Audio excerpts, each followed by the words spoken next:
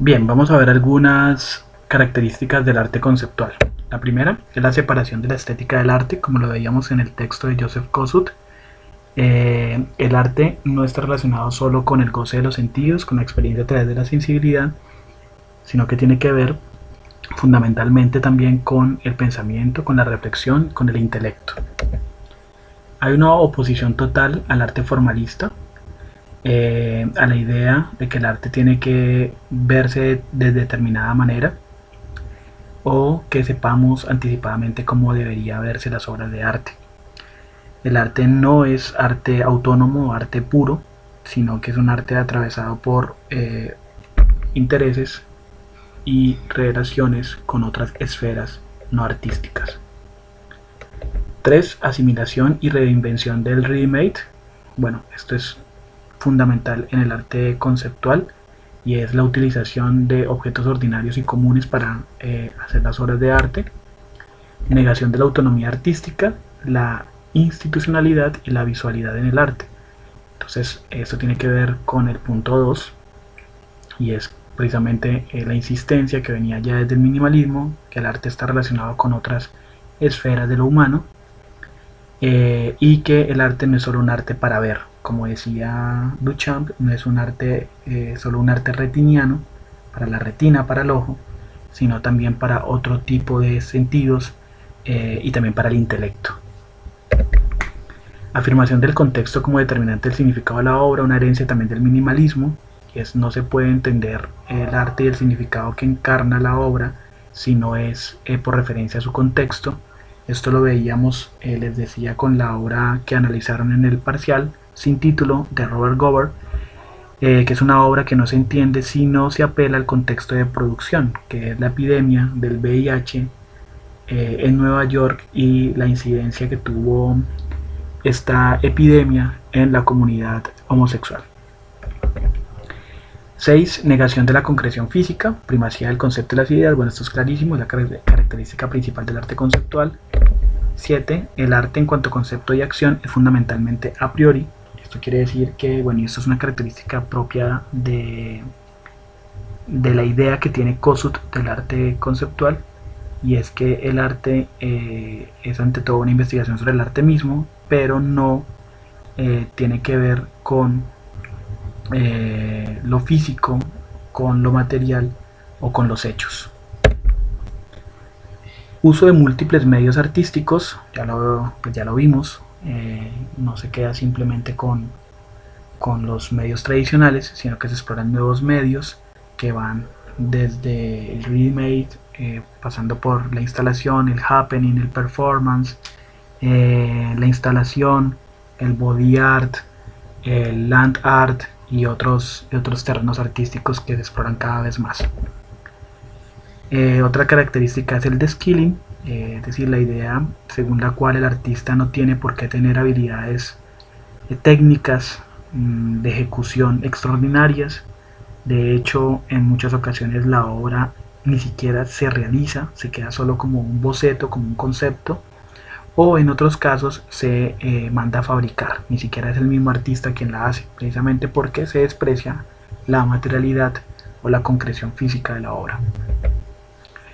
Crítica del carácter único y original del artefacto artístico, entonces no interesa ya esta idea de la originalidad de la obra. De hecho, muchas obras conceptuales que se han materializado, pues esa materialización o ese objeto se pierde. Es el caso del orinal de Duchamp, que se perdió.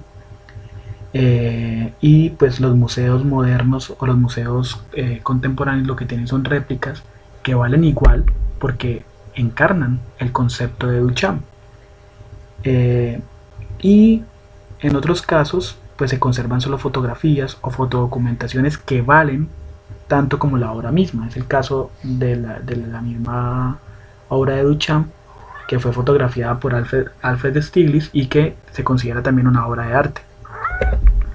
Está, bueno, la crítica a la autoría o supremacía del arte, que esto viene también desde Duchamp, pasando por los movimientos de neovanguardia, y pues la idea de que el autor o el artista no es lo más determinante en la obra. Y finalmente la implementación del fotoconceptualismo, Y esto tiene que ver con el punto 10, cuando hablaba también de la importancia no tanto del contenido, sino también del contenedor o de la documentación, en la medida en que lo que interesa es el concepto. Bueno, aquí les voy a presentar algunos ejemplos y vamos a explorar las famosas declaraciones de Lawrence Weiner para entender un poco más el arte conceptual. Esta obra del artista colombiano Álvaro Barrios de 1980 es una clara muestra, un claro ejemplo de la idea que tiene Joseph Kosuth de arte conceptual. Esta hace parte de los famosos grabados populares de este artista colombiano y la titula Sueños con Marcel Duchamp. Lo que hace pues es tomar una fotografía de Duchamp y hacer este grabado, ¿sí? Que tiene un marco, unas letras en mayúscula que tiene el nombre que corresponde al mismo nombre de la obra, y escribe con lápiz lo siguiente: soñé que Marcel Duchamp había declarado arte todo lo que existe, y acto seguido había declarado que solo lo que no existe es arte. Como vemos, esta obra es una investigación acerca de la naturaleza del arte. Es una obra que se parece bastante a la historia del lápiz de Baldessari, y es un ejemplo, que también lo es la obra de Baldessari, de cómo la obra de arte pues es una investigación o un comentario acerca del arte mismo. Lo que está haciendo aquí Álvaro Barrios pues es preguntarse, hacerse la pregunta fundamental: ¿qué es arte y qué no es arte? ¿Y quién puede declarar qué es arte y qué no es arte? Bien, finalmente las declaraciones de intención de Lawrence Weiner, que esto resulta fundamental para el trabajo artístico que están desarrollando. La primera dice: el artista debe construir la pieza. La segunda: la pieza debe fabricarse. Y la tercera: la pieza no debe producirse en absoluto. Vamos a ver cada una y de cada una voy a presentar un ejemplo. El artista debe construir la pieza. Esta es una de las tres opciones que tiene el artista: que él mismo construya su obra de arte. Bueno, aunque allí estaría hablando de manera impropia, porque lo que habría que decir es que el artista materialice su obra de arte, porque la obra de arte ya es solo el concepto. El mejor ejemplo que se me ocurrió pues fue Sin título, de Robert Gover, que es una obra que ustedes conocen porque la analizaron en el parcial, y pues es un claro ejemplo de esto, ¿no?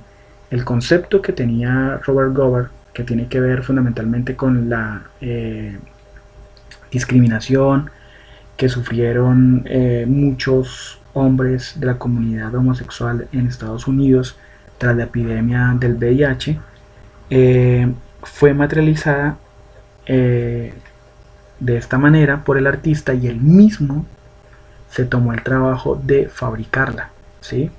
Precisamente como muchos de ustedes lo hicieron notar, haciendo uso de sus habilidades como carpintero, él mismo construye la pieza.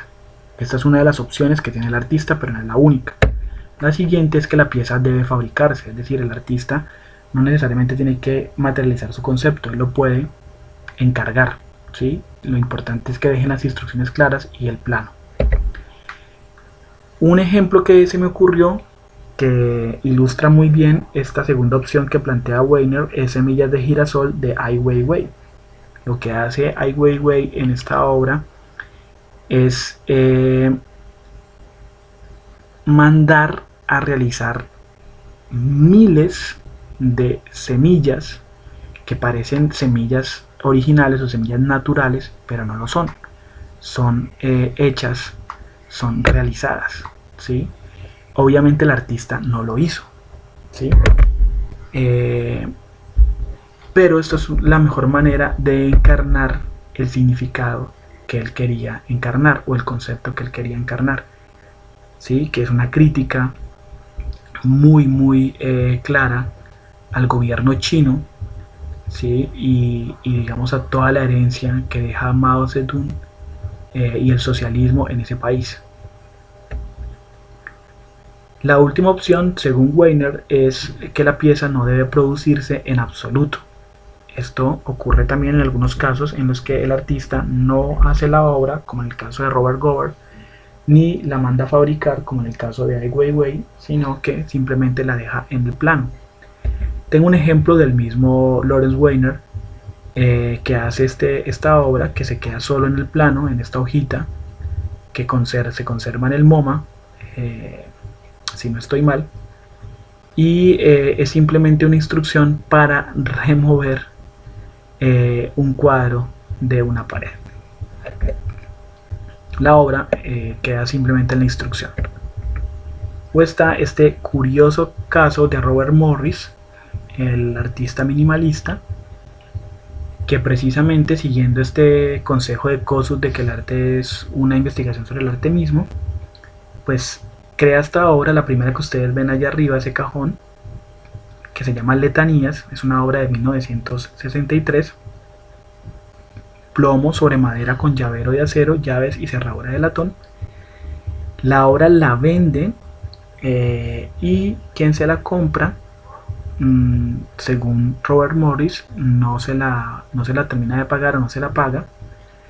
Entonces él decide, por medio de un oficio público y notarial, quitarle a ese objeto que le había dado a este coleccionista que le había comprado la obra, quitarle su calidad de obra de arte y declarar que la obra de arte era simplemente el plano, este sello que ven ahí al lado de la declaración, y no el objeto del coleccionista. Lo interesante de este gesto artístico es que el artista se pregunta, y eso es una investigación acerca del arte, si el artista puede declarar lo que es arte y lo que no es, como pasa con Duchamp y su famoso orinal, podría también quitarle a un objeto que ha declarado como arte la calidad de ser obra de arte. O sea, podría el artista arrebatarle la calidad de obra de arte a un objeto, y él lo hace, ¿no? Y de hecho lo hace a través del notario, como si fuese algo oficial. Entonces esta obra que viene después, que también se considera una obra de arte, se llama Declaración de Repudio Estético, también de 1963, y está acompañada pues de una declaración mecanografiada y notariada en papel, donde le quita la calidad de obra de arte al objeto que le había vendido al coleccionista, y está acompañada esa hoja de una lámina de plomo montada en tapete de cuero artificial que tiene, digamos, el sello de la obra que él concibió y que materializó, pero que el artista, digamos, le quita ese conferirle de obra de arte que le había dado. Bueno, aquí hay otros ejemplos. Estos son ejemplos de fotoconceptualismo. Estas son las famosas Homes for America de Dan Graham, quien se tomó el trabajo de recorrer casi todo Estados Unidos fotografiando casas y mostrando pues todas las formas y todos los variados colores que se podrían encontrar, y mostrando cómo los elementos fundamentales del arte están en los objetos más cotidianos. Aquí pues hay otro ejemplo, como Joseph Kosuth toma un Mondrian y digamos que le quita la primacía que tiene el color y las formas geométricas, y hace que el espectador, en lugar de quedarse con estas formas básicas y colores primarios, pues tenga que volverse un lector, ¿sí? Y lo que uno lee en los recuadros pues son preguntas acerca del arte. Esto también es un ejemplo de lo que es una obra de arte para Kosuth.